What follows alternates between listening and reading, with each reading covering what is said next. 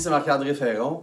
Aujourd'hui, je vous raconte une histoire que je vous ai déjà racontée. Ça fait 3 ans que je la raconte, mais il y a tellement de monde qui a encore le même problème que je pense que je n'ai pas fini de la raconter.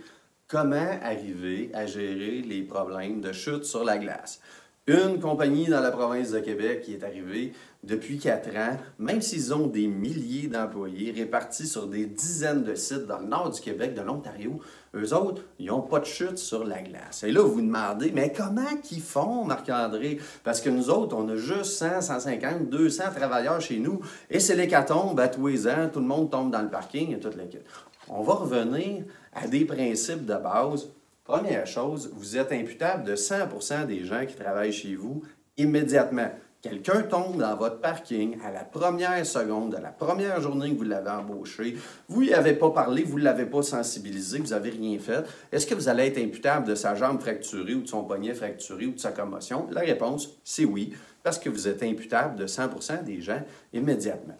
Ensuite de ça, on va revenir à des principes de la pyramide de Ferron. Donc, qu'est-ce que ça dit, cette affaire-là? Dans le cas de la compagnie qui a réussi à gérer ces dangers de chute sur la glace, comment ils sont arrivés à faire ça? Et regarde ça, ils ont des dizaines de sites dans la province, plusieurs chutes sur la glace à tous les ans, année après année après année. Et qu'est-ce qu'ils avaient comme stratégie pour arriver à gérer des dangers? Parce qu'il faut se rappeler que la santé et sécurité, c'est de la gestion des dangers. Puis pour arriver à gérer des dangers, ça prend une stratégie. Pourquoi? Pour enlever la place à l'improvisation, pour être sûr qu'on va protéger 100% des gens immédiatement. Qu'est-ce qu'ils ont fait? Ils ont regardé leur tendance, année après année. Ce que ça disait, c'est la stratégie qu'on a en place, elle ne fonctionne pas. Puis à travers les différents sites, tout le monde faisait la même affaire que vous faites probablement. Envoyer un petit mail au mois de novembre, décembre en disant « Soyez vigilants, l'hiver approche avec le petit bonhomme qui glisse à la glace, toute la kit. » Et est-ce que la stratégie fonctionne? Ben non, elle ne marche pas. Donc, on ne peut pas garder une stratégie qui ne marche pas, surtout si nos tendances nous montrent que ça ne marche pas. Qu'est-ce qu'ils ont fait dans cette compagnie-là? Ils ont dit, on va essayer de gérer de manière efficace en revenant au principe de la loi. Est-ce qu'on peut éliminer à la source le danger? Bien difficile, mais ils ont quand même regardé pour faire mettre des fils chauffants à grandeur des stationnements, trottoirs de leur corporation, et ça pétait le milliard de dollars. Donc, ils ont dit, on n'a pas l'argent, les ressources qu'il faut pour faire ça. Ils sont montés à l'autre principe, essayer de faire de la réduction à source, faire augmenter les contrats de sel, de sable, d'abrasif partout sur tout leur site. Ça n'a pas fonctionné. Pourquoi? Parce que les sites font 1 km de long, demi kilomètre de large. On ne peut pas mettre du sel puis du sable, c'est toits, c'est passerelles, où est-ce que les gars de maintenance vont. Donc, ça ne fonctionnait pas. Qu'est-ce qu'ils ont fait? Définir les comportements de l'organisation qui définissent les comportements des individus et fait appliquer leur devoir d'autorité, ni des conséquences sur le fait qu'il fallait respecter les rôles et responsabilités définis. C'est quoi les rôles et responsabilités? Ils ont fourni des crampons à tout le monde. Ils ont dit pas des crampons obligatoires pour toute personne qui vient sur nos sites de la mi-novembre à la mi-avril, indiqués sur des panneaux gigantesques à l'entrée des stationnements, avec des avis envoyés à tout le monde, avec des communiqués, autant les visiteurs, les entrepreneurs, les gestionnaires, les employés. Et toute personne a été avisée que s'il n'avait pas ses crampons quand il débarquait de sa voiture, en dehors des périodes indiquées sur les panneaux, il y aurait des conséquences à ne pas appliquer les règles. Et ils en ont donné beaucoup des conséquences. Donc, si je reviens à ça, question qu'on peut se poser, qui ne sait pas dans la province que de la glace, ça glisse?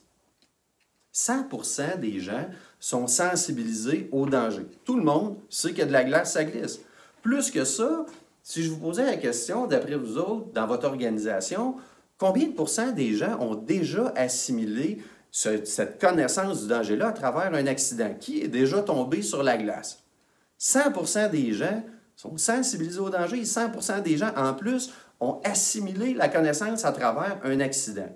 Et si je revenais à la compagnie que je vous parlais avant, d'après vous autres, avant qu'ils imposent le port de crampons obligatoires sous peine de sanction à des dates définies, combien de pourcents des gens portaient des crampons volontairement parce qu'ils avaient développé la valeur santé-sécurité, puis des habitudes sécuritaires, puis toute la patente autour de ça? 0%. 0%, c'est la variabilité maximale. On ne peut pas être à pire que ça quand on doit protéger 100% des gens immédiatement. Et l'autre jour, j'avais une madame qui m'a appelé, elle dit, ben, chez nous, ça fait 10 ans qu'on travaille avec la courbe de Bradley, rendre les gens indépendants, interdépendants. Comment qu'on peut arriver à faire ce que les gens font là?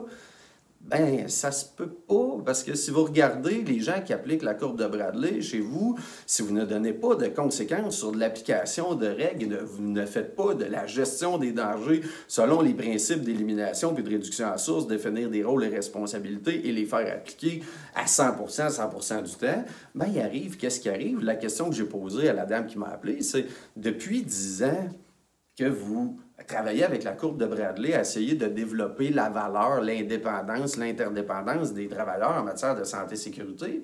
Si ça fait 10 ans que vous faites ça, combien de pourcents des gens arrivent avec des crampons dans leurs pieds?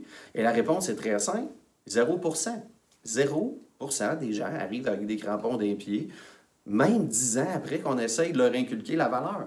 La santé et sécurité, c'est de la gestion des dangers. Il faut faire de la gestion selon des principes définis, qui sont basés sur la loi.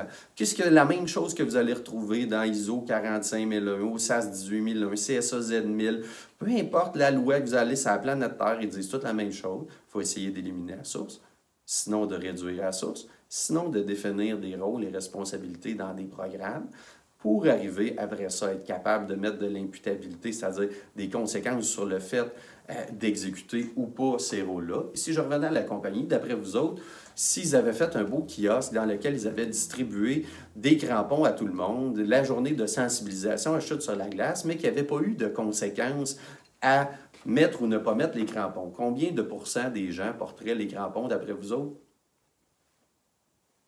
Cela étant dit, ces principes-là sont bons pour tous les types de dangers. D'après vous autres, qui ne sait pas que de l'électricité, ça tue? Qui ne sait pas que travailler en hauteur puis chuter du 3e étage, ça peut rendre quadraplégique ou tuer? Qui ne sait pas que des produits chimiques dans les yeux, ça peut faire perdre la vue? Qui ne sait pas que le feu, ça brûle, que des couteaux, ça coupe? Bien, si vous essayez de les sensibiliser puis de leur inculquer la valeur et tout le kit autour de ça, je vous souhaite bonne chance pour les protéger à 100% immédiatement dès la première seconde qu'ils mettent les pieds chez vous.